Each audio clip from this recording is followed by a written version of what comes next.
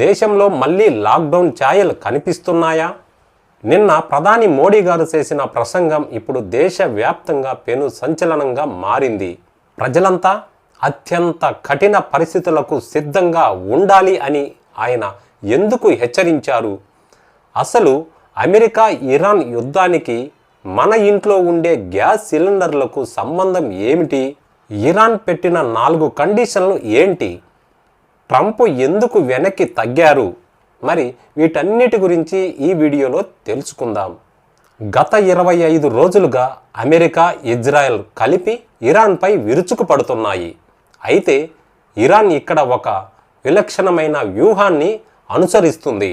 ఇక్కడ ఇరాన్ నేరుగా అమెరికాపై దాడి చేయకపోవచ్చు, కానీ మిడిల్ ఈస్టులోని అమెరికా మిత్ర దేశాలను, అదేవిధంగా మిలిటరీ బేసులను టార్గెట్ చేస్తూ అమెరికా ఆర్థిక వెన్నెముకను విరిచే ప్రయత్నం చేస్తుంది ఇరాన్ ముఖ్యంగా స్ట్రైట్ ఆఫ్ హార్మోజ్ మార్గాన్ని ఇరాన్ బ్లాక్ చేయడం ఇప్పుడు ప్రపంచ దేశాలకు కంటి మీద కునుకు లేకుండా చేస్తుంది. ఎందుకంటే ప్రపంచానికి వెళ్ళాల్సిన మెజారిటీ ఆయిల్ అక్కడి నుంచే వెళ్ళాలి. మరి సరే, దీనివల్ల భారత్కు వచ్చే నష్టం ఏంటి అని అంటే మోడీ గారు ఎందుకు హెచ్చరించారంటే, మొదటిది ఎల్పిజి గ్యాస్. మనం గ్యాస్ కోసం ఎక్కువగా ఖతార్పై ఆధారపడతాం, కానీ ఇరాన్ దాడుల వల్ల అక్కడ ఉత్పత్తి తగ్గింది. అందుకే దేశీయంగా గ్యాస్ ఉత్పత్తిని 30% పెంచాలని ప్రభుత్వం ఆదేశించింది. ఇక పెట్రోల్ అంటారా?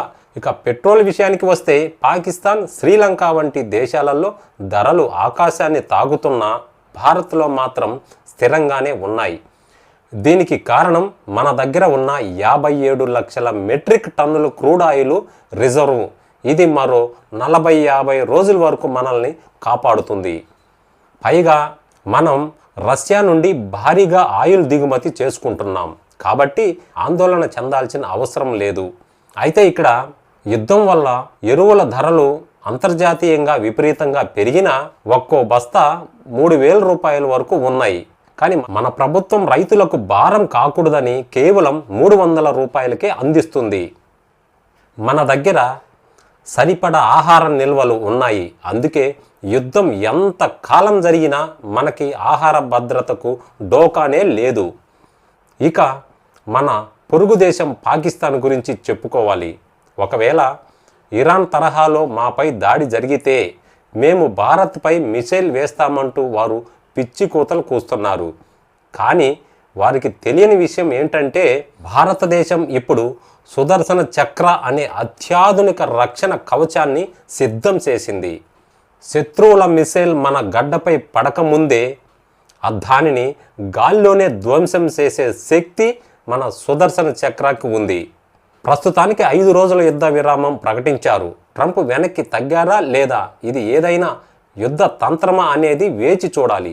ఏది ఏమైనా రాజకీయ పార్టీలు సృష్టించే కృత్రిమ భయాందోళనకు లోకాకండి, వాస్తవాలను తెలుసుకోండి.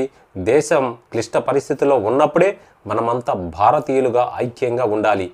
ఈ వీడియో మీకు ఎంతగానో కొంచెమైనా నచ్చితే లైక్ చేయండి, షేర్ చేయండి, సబ్స్క్రైబ్ చేయండి. మరో మంచి వీడియోతో మళ్ళీ మీ ముందుకు వస్తాను. అంతవరకు జై హింద్.